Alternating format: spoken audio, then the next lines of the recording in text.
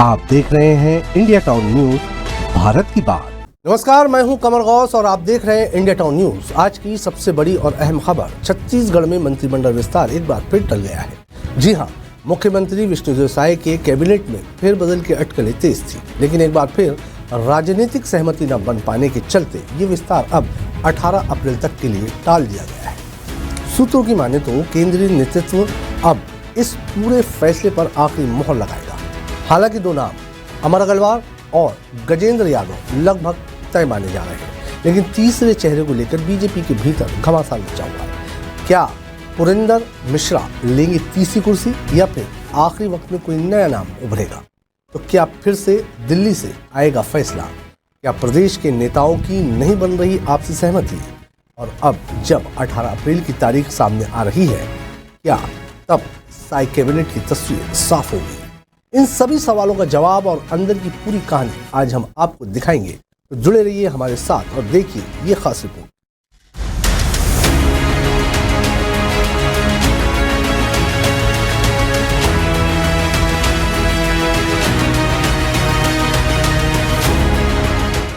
मुख्यमंत्री विष्णुदेव साय के मंत्रिमंडल विस्तार को लेकर बीते कई हफ्तों से जो सियासी चर्चाएं चल रही थी, उन पर फिलहाल विराम लग गया है।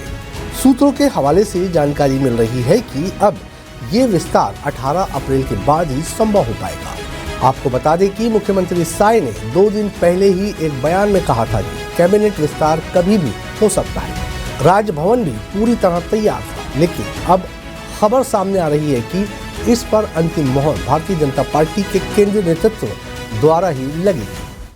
विश्वसनीय सूत्रों की माने तो भले ही कैबिनेट विस्तार का बीजेपी के राष्ट्रीय अध्यक्ष के चुनाव से सीधा संबंध न हो, लेकिन संगठनात्मक समन्वय और कुछ अहम सिफारिशों को लेकर केंद्रीय नेतृत्व एक अहम बैठक करना चाहता है। यही कारण है कि ये विस्तार कुछ दिनों के लिए टाल दिया गया है। अब बात करते हैं संभावित मंत्रियों की। भाजपा के सोशल मीडिया ग्रुप्स और अंदरूनी हलकों में जिन 3 नामों की सबसे ज्यादा चर्चा है, वो है अमर अग्रवाल, गजेंद्र यादव और पुरेंद्र मिश्रा। बात अमर अग्रवाल की करें तो अमर अग्रवाल जो 14 साल तक मंत्री रहे हैं और पूर्ववर्ती रमन सरकार में आबकारी मंत्री रह चुके हैं। उन्होंने ठेका प्रथा को खत्म कर राज्य के आबकारी राजस्व को ऐतिहासिक स्तर तक पहुंचाया था। उन्हें जीएसटी काउंसिलिंग के सबसे अनुभवी सदस्यों में भी गिना जाता है। दूसरे नंबर पर है गजेंद्र यादव। गजेंद्र यादव दुर्ग से विधायक है और संघ से जुड़े हैं। यादव समाज का प्रतिनिधित्व करते हैं जो ओबीसी वर्ग में महत्वपूर्ण भूमिका निभाता है। कहा जा रहा है कि उनका मंत्री बनना लगभग तय है। तीसरे नंबर पर है पुरेंद्र मिश्रा। पुरेंद्र मिश्रा हाल ही में कांग्रेस से बीजेपी में आए हैं, लेकिन यही नाम विवाद का कारण भी बन गया है। पार्टी के भीतर इसे लेकर असहजता देखी जा रही है। अब सवाल उठ रहे हैं कि क्या भाजपा अपने पुराने और कर्मठ कार्यकर्ताओं की अनदेखी कर रही है? राज्य में फिलहाल मुख्यमंत्री सहित 11 मंत्री हैं। बृजमोहन अग्रवाल के सांसद बनने के बाद से एक पद खाली हो गया था।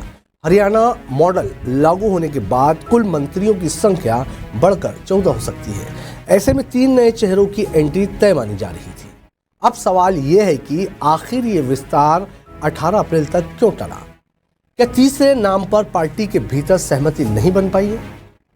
क्या ये नेतृत्व संकट का संकेत है?